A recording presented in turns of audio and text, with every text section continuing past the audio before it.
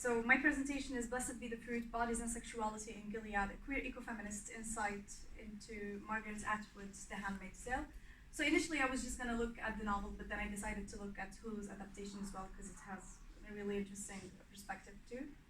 So what I will be looking at in this presentation is firstly an introduction to ecofeminism, which is my main area of research. Then I'm going to give Iran as an example in how female bodies and sexuality are connected to resource exploitation. And the reason why I'm using Iran is because Margaret Atwood herself was highly influenced by what was happening in Iran during the period when she wrote the book.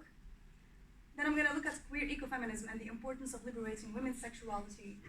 Then environmental degradation in the novel, an analysis of the handmaid's role, the oppression of sexuality, the Handmaid's Tale and the colonies, bodies and labor, and last but not least, why female sexuality is a threat.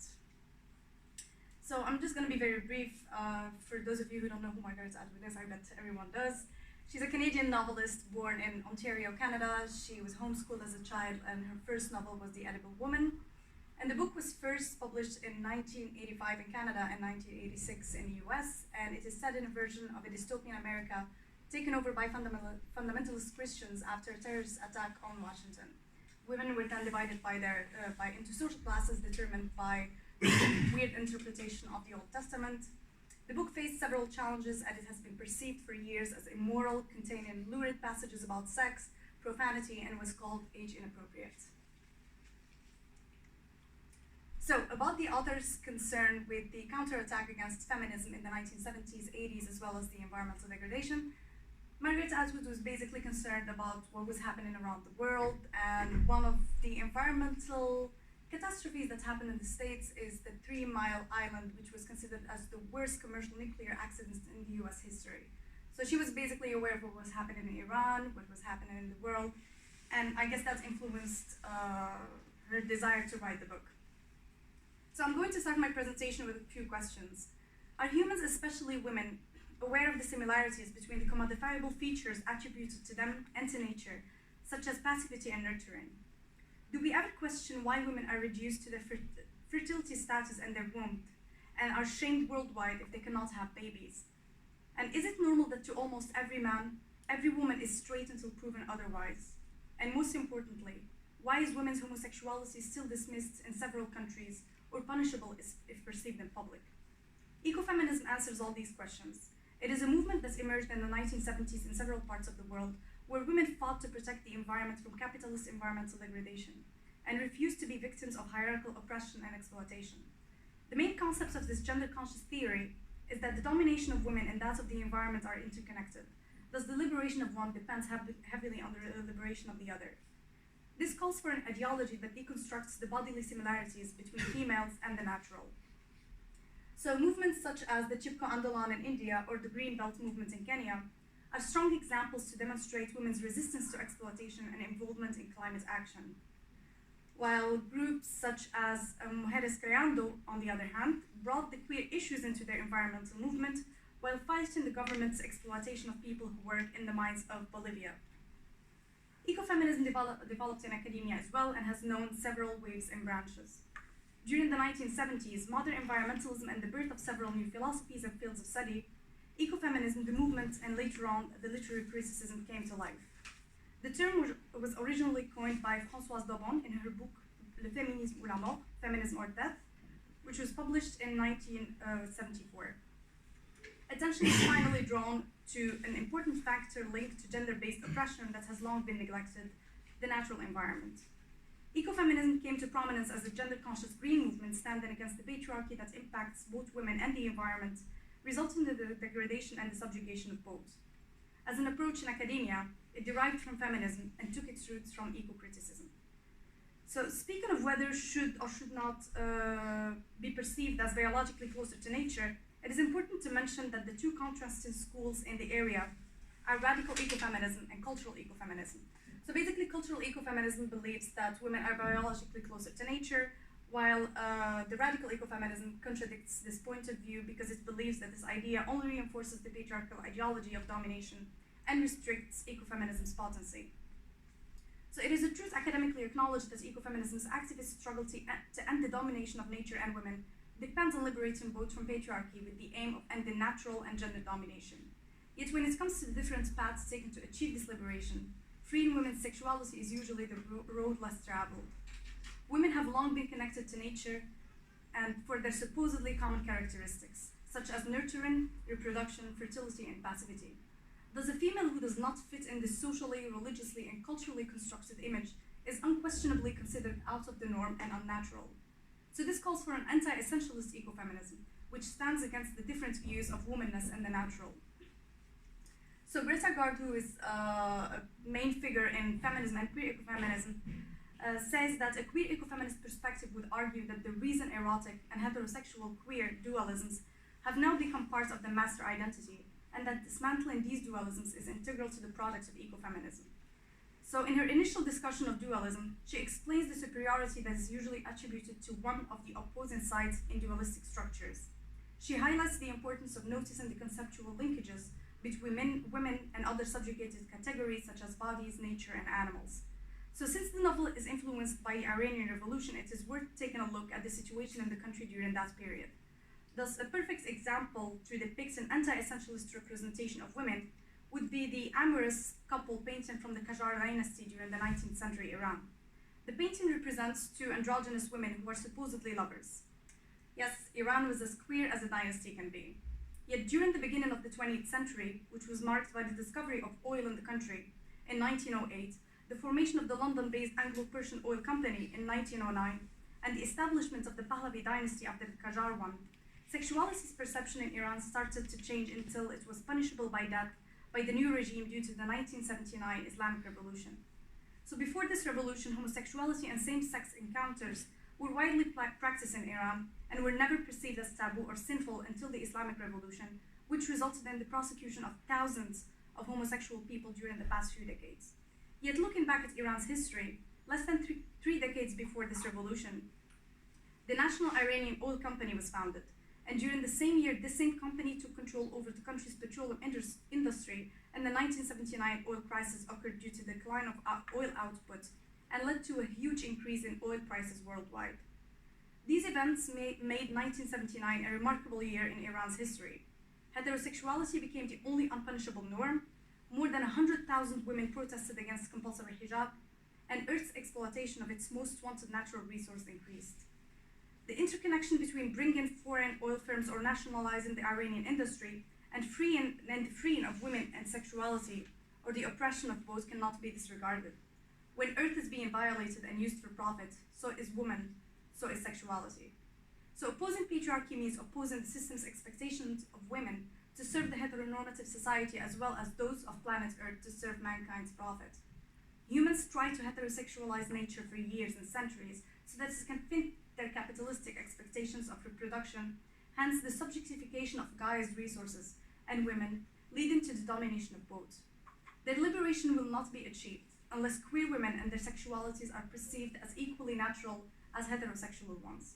This means that disregarding procreation as an essential result of female sexual encounters is the only way to put an end to the eroticization of nature, considering that procreation is an essential characteristic for both in the point of view of essentialists. Homosexuality shifted in developed societies from being perceived as a sin to a crime against the natural, and later on a natural variation in human sexuality. Yet more than 70 countries around the world have anti-LGBTQ laws, meaning that the patriarchal system is still preventing thousands, if not millions, of women from freeing themselves from the mate, reproduce, nurture, repeat cycle. So in Eros and the Mechanisms of Eco-Defense, Patrice Jones questions the desire to control reproduction of both humans and non-humans, and she states that rooted in patriarchal pastoralism, globalized via colonialism, serving the aims of capitalism and further by slice and dice style science, the hegemonic economy of reproduction and consumption is the catastrophic antithesis of exuberant Eros. So in order to challenge this Western social norm, which believes in heteronormativity as the default sexual orientation, Greta Garbo paid special attention to the liberation of women's sexuality in her writing. She discussed the impact of erotophobia and how this latter is interconnected to other kinds of oppression. So this is why I decided to look at Margaret Atwood's The Handmaid's Tale, as well as Hulu's adaptation of her novel, because both the book and the novel use interesting lenses to look at the subordination of women's bodies in the environment. So speaking of the subordination of nature, Atwood paid special attention to the degradation of the environment in her description of the Republic of Gilead. So she described the environment as saying that the air got too full once of chemicals, rays, radiation, and the water swarmed with toxic molecules, etc., etc. So basically, the whole environment in Gilead is a result of a huge neglect of our nature. So the colonies is something that I wanted to look at because it represents what happened to land as well as what happened to women's bodies. So in Margaret Atwood's book, the colonies are areas in America, mostly in the north, that have been destroyed by nuclear bombs. People and women have been sent there to do the laborious tasks of cleaning up the area before they ultimately die of disease. And basically, women are women who were not capable of serving as handmaids, which means giving birth. So what happens in the colonies? This is just an extract from the book. In the colonies, they spend their time cleaning up. They're very clean-minded these days. Sometimes it's just bodies after a battle. The ones in city ghettos are the worst. They're left around longer. They get rottener. This bunch doesn't like dead bodies lying around. They're afraid of a plague or something. So the women in the colonies there do the burning. The other colonies are worse though. The toxic dumps and the radiation spills. They figure you've got 3 years maximum at those before your nose falls and your skin pulls away like rubber gloves. They don't bother to feed you much or give you protective clothing or anything. It's cheaper not to. Anyway, they're mostly people they want to get rid of. They say there are other colonies, not so bad, where they do agriculture, cotton and tomatoes and all of that. So now I want to discuss the role of a handmaid, because basically the book and the Hood's adaptation are based on Offred, which is the main character. In Gilead, a woman who is biologically capable of reproducing is a scarce commodity. Thus, a handmaid's main role is delivering babies non-stop from one righteous married couple to another. So the way the system is managed is through the ceremonies. So because I'm limited with time, I'm not going to read the whole paragraph, but basically a handmaid travels from one household to another, and she's forced to have intercourse with the husband with the presence of the wife. And as you can see in the picture, they all have to be fully clothed. And it's rape because even if when she describes it, she says, I do not say make love because this is not what he's doing. So basically they are forced to deliver babies non-stop because there was a decline in birth rates in America. So there's, of course, an idea that was imposed in all Gilead, which is that men are flawless, because so many handmaids were sent to the colonies because they were not capable of giving birth. But the thing is, it's not their fault, it's because mostly men were sterile too. So there is no such thing as a sterile man anymore, not officially. There are only women who are fruitful and women who are barren. That's the law. So now I'm going to look at the lesbian characters in the story, which figure both in the novel and in the show. We have Moira, she's a Black American, and we have Offglen, or her name is Emily, and she's the one who starts like a revolution in the story. Yeah, I don't think I have time to show the video, but you can watch it later on if you want. So basically, Offglen, or Emily, was caught having sex with another woman, a Martha or a maid.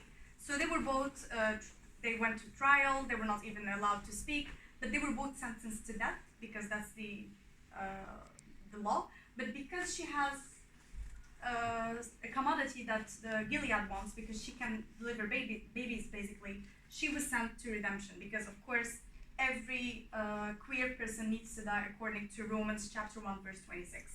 So redemption literally means the removal of the clitoris because they could not handle any women there having intercourse with other women. So when I watched the show, I couldn't delete this scene, so I wanted to share it. Does the audio work?